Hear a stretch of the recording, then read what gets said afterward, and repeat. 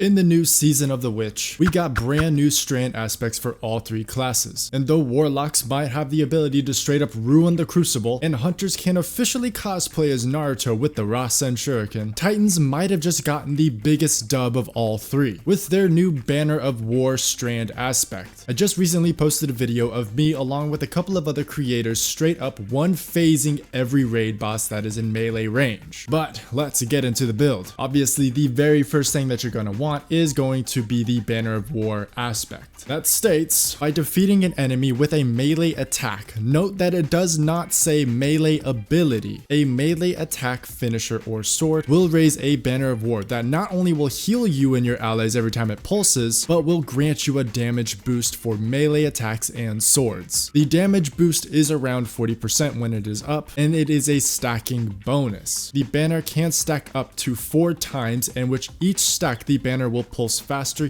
equating to more health output for the team. Now in the video of me and the boys destroying raid bosses, the bulk of our damage came from the 3 melee charges that the Titans have. So to have the highest upkeep on that, I paired it with Into the Fray, which states that by destroying a tangle or casting a super will grant you Woven Mail, which helps, but it's not the most important part of this aspect. The important side states that when you have Woven Mail active, your melee regeneration rate is increased, and by a decent amount. Now for the fragments that I am using, that goes into double dipping with the Into the Fray aspect, would be Thread of Warding, with that higher upkeep on Woven Mail, just by picking up an Orb of Power. Thread of Fury, for when you destroy a tangle, not only will you get Woven Mail and increased recharge rate, but a bump to the energy as well. Next we have Thread of Mind, that will tie to class ability energy being recharged faster, with a couple of mods that we will be pairing with that later on in the video. Lastly, only because it is a no-brainer fragment to be using, would be Thread of Generation for the shorter cooldowns on your grenade. Now for Thread of Mind, since we will not be using Dranger's Lash, we will need a source of suspend, and for that we will be using the Shackle Grenade. Now moving on over to the exotic we will be using for this build would be, of course, Synthoceps. I mean, what else could we really use? It's a Titan melee build. It grants our Titan a 200% increase in melee damage on top of the 40% that stacks on that with Banner of War. And to further push that through the roof, a 1-2 punch shotgun for a grand total of 1,160% increase in melee damage. Now time for the mods for that beautiful upkeep in melee energy. Starting off with the head would be a way to produce orbs. I'm using Fatebringer, so Kinetic Siphon, but choose what you will. Next up, the arms. And with these, I have Heavy-Handed to further create orbs with my melee ability, and a kickstart mod to use those orbs of power for more melee energy. There are 3 whole melees to keep filled. We need as much as we can get. So with that said, I do want to skip briefly over the chest piece. For personal reasons, I just find resist mods to be way more beneficial, but a charged up mod for more orb storage is not a bad idea. It's just more energy for the kickstart. But coming on down to the legs, we do want more bang for our buck, so we will be pairing that with a stacks on stacks mod, just making the kickstart mod have more to work with, and an invigoration mod for whenever you pick up an orb of power, you will be gaining Woven Mail, getting a bump in melee energy, making your melee energy recharge faster with Into the Fray, and storing up for the kickstart mod for the next round. And finally for the class piece, we just have 3 outreach mods. This will play into the Shackle Grenade and Thread of Mind, being able to get your class ability back faster, and to just be rewarded if you ever need just more melee energy,